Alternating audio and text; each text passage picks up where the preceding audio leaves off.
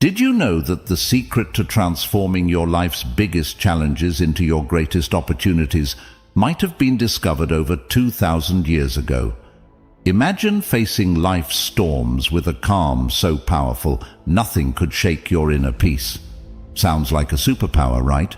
Well, it's not just a fantasy. This ancient superpower, it's an age-old philosophy that's as practical today as it was in the bustling markets and marble halls of ancient Rome and Greece. Stoicism teaches us that while we can't control every aspect of our lives, we have absolute power over how we choose to react. And in today's world, where uncertainty seems to be the only certainty, these teachings could be the anchor we've all been searching for. What if I told you that Stoicism is more about action than thought? It's about living a life filled with purpose, resilience, and happiness, no matter what life throws your way. It's not about suppressing your emotions, but understanding and managing them to lead a more fulfilling life. So, whether you're dealing with stress, facing adversity, or simply looking to find more joy in the everyday, stick around. Today, we're diving deep into Stoicism, uncovering its timeless wisdom and discovering how it can transform not just the way we think, but the way we live. If you're eager to embark on this journey of transformation, don't forget to subscribe, share, and hit that like button. Stick with me till the end without skipping, because every moment of this video is a step towards uncovering the Stoic wisdom that can change your life.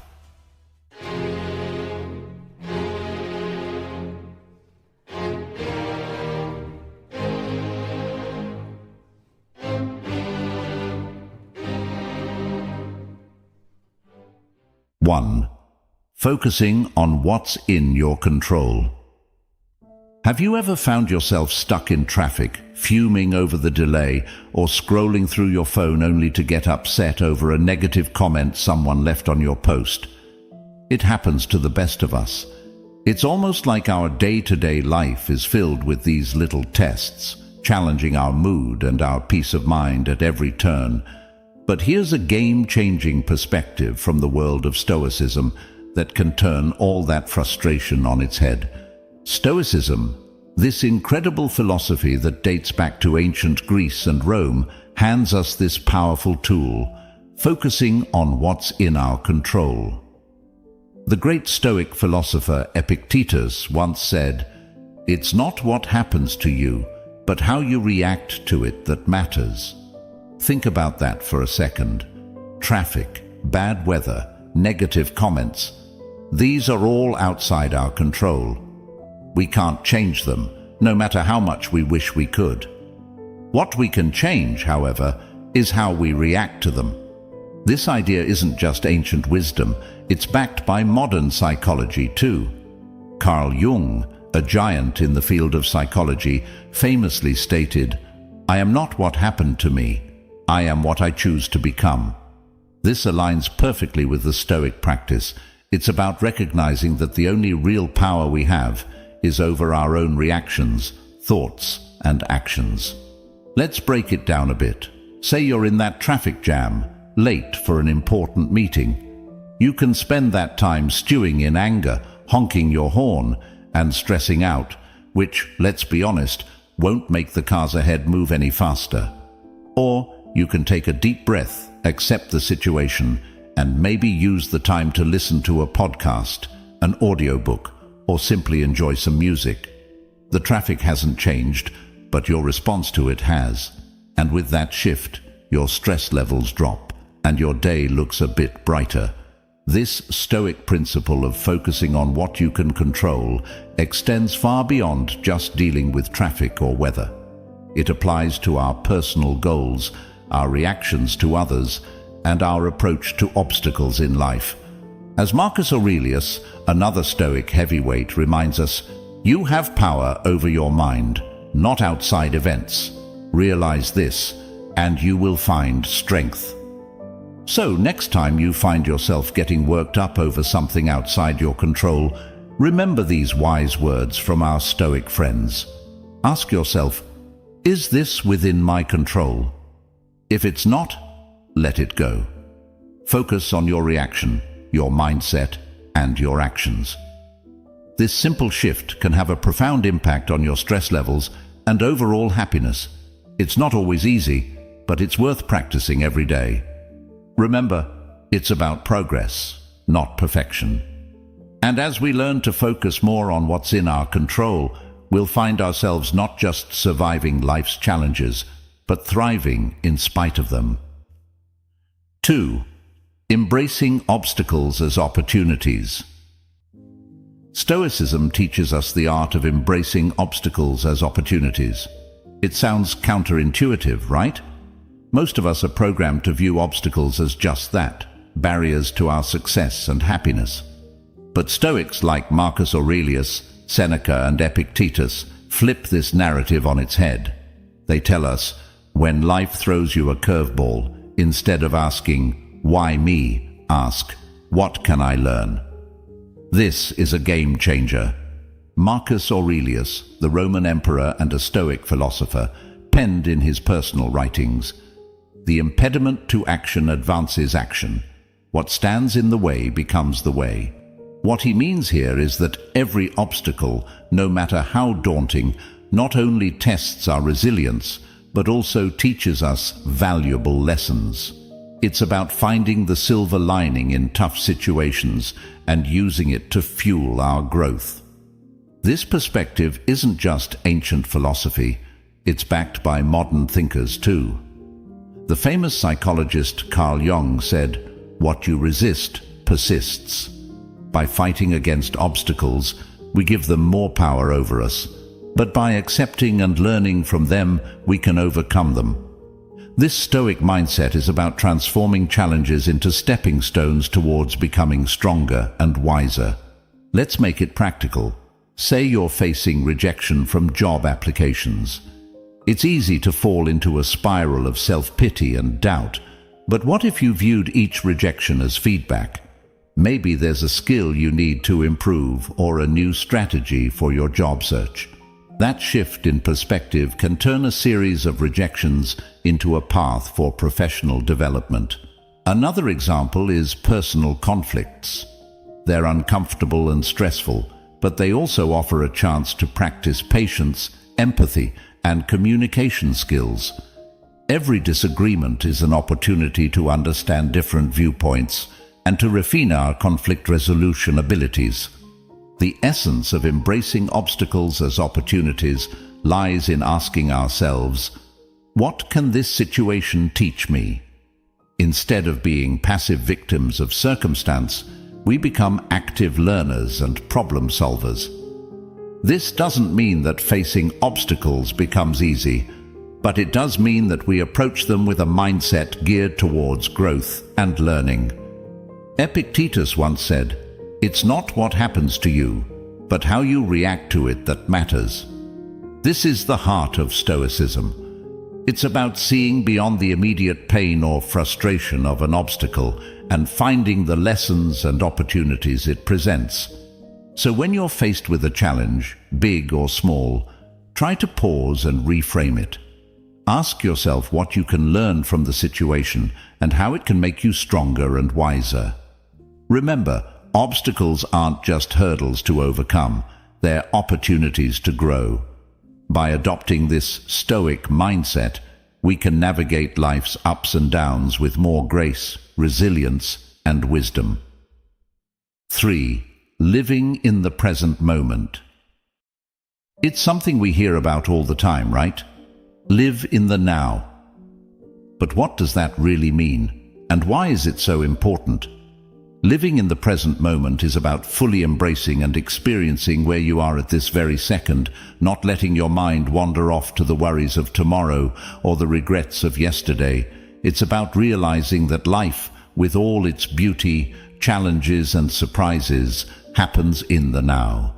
This concept isn't new. It's been a cornerstone of Stoic philosophy, echoed by great minds like Marcus Aurelius, Seneca, and Epictetus. And it's been reiterated by modern psychologists and thinkers. Let's start with the Stoics. Marcus Aurelius once said, Do not dwell in the past. Do not dream of the future. Concentrate the mind on the present moment. He understood that the power of living in the present lies in its ability to ground us, to clear our minds of distractions, and to allow us to appreciate the richness of life as it unfolds. But why is it so hard to stay present? Our minds are often cluttered with thoughts, worries about what's next, or replaying things that have already happened. This constant mental noise pulls us away from the beauty and potential of the here and now. As the famous psychologist Carl Jung put it, the least of things with a meaning is worth more in life than the greatest of things without it.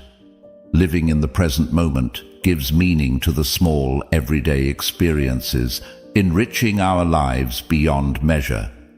Aristotle talked about the importance of being mindful of the present to achieve eudaimonia, or a state of being happy, healthy, and prosperous. He believed that by focusing on the here and now, we could live a virtuous life, making the most of our human experience. So, how can we practice living in the present? It starts with mindfulness, the art of paying attention to the present moment without judgment. When you eat, savor each bite. When you walk, notice the feeling of the ground under your feet. Listen actively when someone is speaking to you, instead of planning what you're going to say next. These simple acts of mindfulness bring us back to the present, making our lives richer and more meaningful. Seneca offered this wisdom: true happiness is to enjoy the present without anxious dependence upon the future. He understood that anxiety about what's to come or what has been only serves to diminish our happiness in the now. Living in the present isn't about ignoring the future or forgetting the past. It's about finding a balance where we learn from our past and plan for our future without letting those activities consume our present. It's in this balance that we find peace and contentment. Remember, every moment is an opportunity to reset and refocus on the now. It's in the present that we live, love, and make memories. So let's make a conscious effort to be more present in our lives. Let's cherish the now, for this moment right here is where life truly happens. 4. Building self-discipline.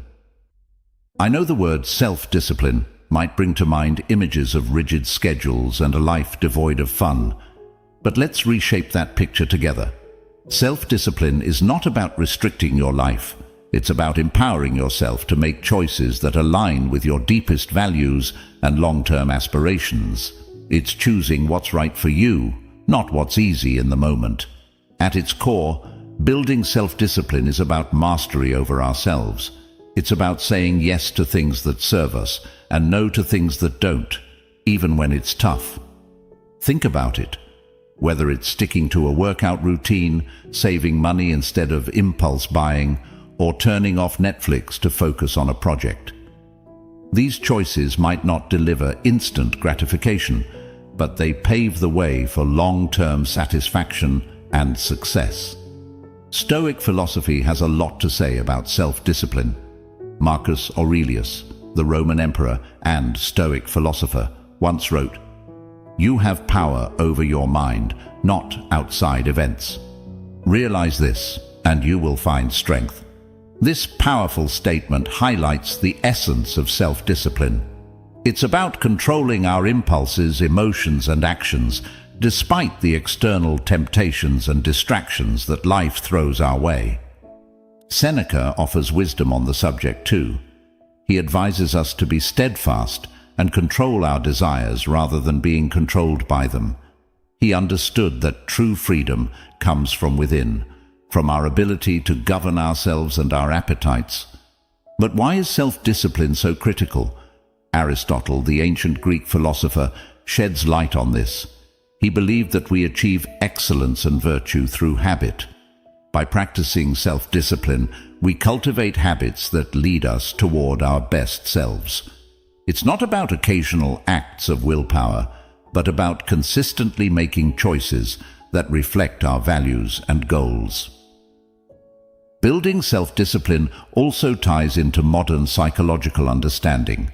Carl Jung, a pioneer in psychology, emphasized the importance of integrating all aspects of our personality to live fully.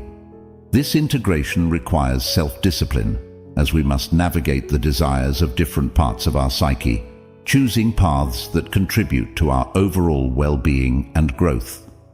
So how can we build self-discipline in our daily lives? Start small.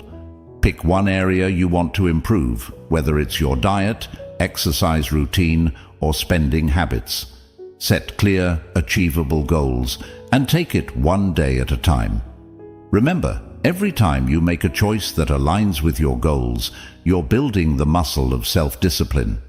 Epictetus reminds us, no great thing is created suddenly. Self-discipline is built through small, consistent actions. It's about progress, not perfection. Every day presents new opportunities to practice self-discipline, to choose actions that move us closer to who we want to be. Building self-discipline is a journey. It's about finding balance between what we want now and what we want most. It's about making choices that might be hard in the moment, but will bring us closer to our goals, happiness, and peace in the long run. So, let's commit to this journey together, supporting one another in choosing what's right, not what's easy.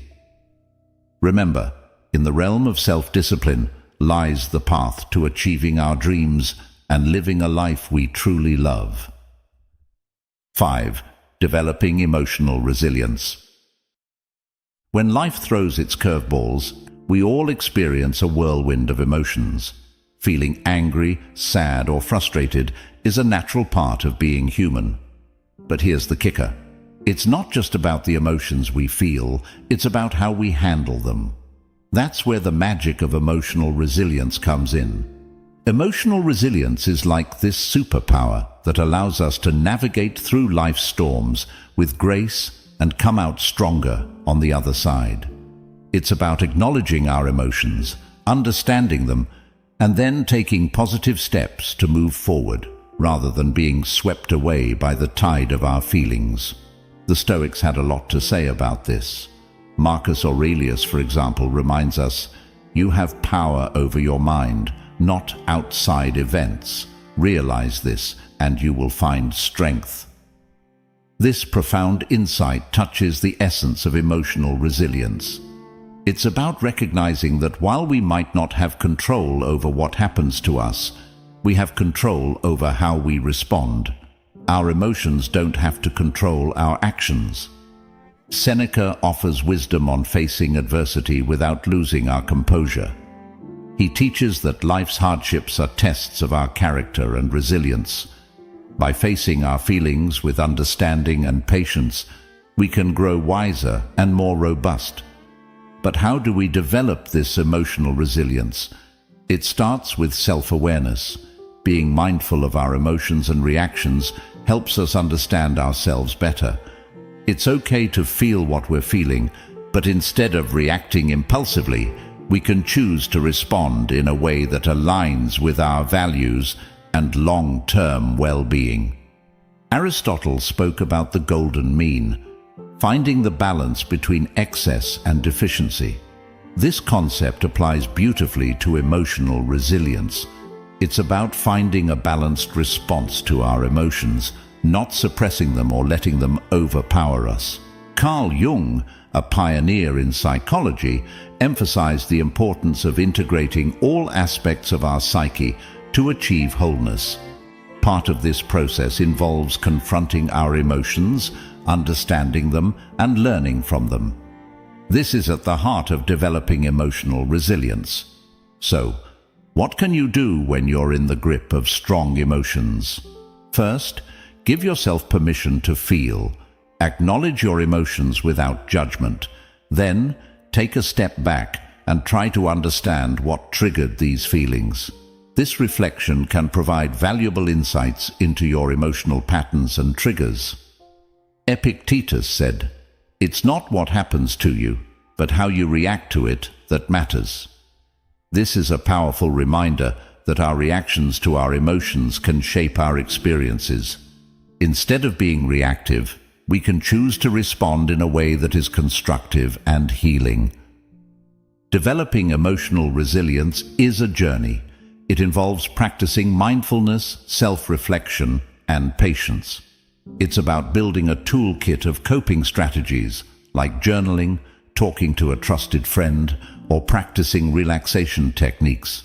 Most importantly, it's about treating yourself with kindness and compassion as you navigate through your emotions. Emotional resilience is not about never feeling negative emotions. It's about learning to ride the waves of those emotions with grace and coming out on the other side stronger and more self-aware. By developing emotional resilience, we empower ourselves to face life's challenges with courage and poise. Let's embrace this journey together, supporting each other in becoming more emotionally resilient and, ultimately, living a more fulfilling life. 6. Memento mori. Remember, you will die. The Stoics, including great minds like Marcus Aurelius, Seneca, and Epictetus, used this concept not to create fear, but to inspire a deeper appreciation for every moment. They believed that by keeping the inevitability of death in mind, we would live more fully, consciously, and with gratitude for the present. Marcus Aurelius, in his meditations, often reflected on the transience of life, encouraging us to live in a way that's true to our values and to make the most of the time we're given. You could leave life right now. Let that determine what you do and say and think, he wrote. This isn't about being morose. It's a call to action, a reminder to focus on what truly matters, to let go of petty concerns, and to live with purpose and integrity. Seneca too spoke about the shortness of life, urging us not to waste time on trivialities, but to focus on creating a meaningful existence. He believed that being mindful of death encourages us to live more wisely and to cherish our relationships and experiences. Epictetus emphasized the importance of focusing on the present and making the best use of our time. By remembering that we won't live forever, we're more likely to live ethically and to appreciate the beauty and richness of life. But how can we incorporate memento mori into our own lives without it feeling like a dark cloud over our heads? It starts with shifting our perspective. Instead of seeing the awareness of death as something fearful, we can view it as a powerful motivator to live our lives to the fullest. It's about embracing the present, not postponing our dreams or happiness for some undefined future that's not guaranteed. Think about the things you've been putting off. Maybe it's pursuing a passion, reconnecting with loved ones, or simply taking time to appreciate the small joys of everyday life. Memento mori reminds us not to take our time for granted. It encourages us to live more authentically, to say what we mean, to love openly, and to be present in our lives. This concept also teaches us to appreciate the impermanence of life, which in turn deepens our gratitude for the moments we have. When we remember that our time is limited, we're more likely to cherish our experiences, to live more mindfully, and to express our gratitude for the people and moments that enrich our lives. So let's use memento mori not as a source of fear, but as a catalyst for growth, gratitude, and a deeper appreciation of life. Let it remind us to make choices that align with our deepest values, to cherish our relationships, and to savor the beauty of the present moment. Remembering that we will die one day encourages us to live more fully today. In embracing memento mori, we find a powerful reminder to live not in fear of death, but in celebration of life. Let's make every moment count, not because we're afraid of its end, but because we're in love with life itself. Let's live in a way that, when our time does come, we can look back with no regrets, knowing we lived fully, loved deeply, and appreciated the incredible journey that life is. 7. Practicing gratitude. It's fascinating how such a simple concept can have a profound impact on our lives. It's about shifting our focus to what we have rather than dwelling on what we're missing. This practice can be a real game changer, especially on those days that feel like an uphill battle. The Stoics, wise as they were, had a lot to say about gratitude. They believed that happiness doesn't come from having more, but from appreciating what we already have. Marcus Aurelius often wrote about the importance of focusing on the present and finding joy in the simple things. He said, "When you arise in the morning, think of what a precious privilege it is to be alive, to breathe, to think, to enjoy, to love." This is gratitude in its purest form, recognizing the value of life itself and the many gifts it offers us each day. Seneca talked about how our desires can lead us astray, always chasing after more and never finding true satisfaction. He suggested that by focusing on what we have and understanding that the best things in life are already within our grasp, we can find real contentment. Epictetus, known for his practical approach to Stoic philosophy, encouraged his followers to appreciate their current circumstances, whatever they might be. He believed that by accepting and finding value in our present situation, we could live a more fulfilled life. But how do we practice gratitude, especially when life throws curveballs our way? It starts with making it a daily habit. Each morning or evening, take a moment to reflect on 3 things you're grateful for. It could be as simple as a warm cup of coffee, a conversation with a friend, or the beauty of a sunset. This practice helps to rewire our brains to focus on the positive, boosting our mood and overall outlook on life. Gratitude also means embracing the challenges and finding lessons within them. Instead of asking, "Why is this happening to me?" we can ask, "What can I learn from this?" This shift in perspective can help us appreciate our experiences, both good and bad, as valuable steps on our journey. Moreover, practicing gratitude helps us build stronger connections with others. By expressing appreciation for the people in our lives, we not only brighten their day, but also strengthen our relationships. A simple thank you can go a long way in showing someone that they're valued and loved. Aristotle spoke about the importance of recognizing the good in our lives and striving for a virtuous life. He believed that gratitude was a key part of achieving eudaimonia, or true happiness, as it allows us to appreciate the goodness around us and within ourselves. Even modern psychology supports the benefits of gratitude. Studies have shown that people who practice gratitude regularly experience less anxiety, sleep better, and have a more positive outlook on life. It's like Carl Jung said, the word happiness would lose its meaning if it were not balanced by sadness.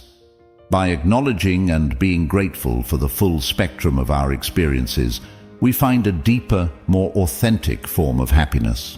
So let's make gratitude a cornerstone of our daily lives. Let's celebrate the small victories, cherish the moments of connection,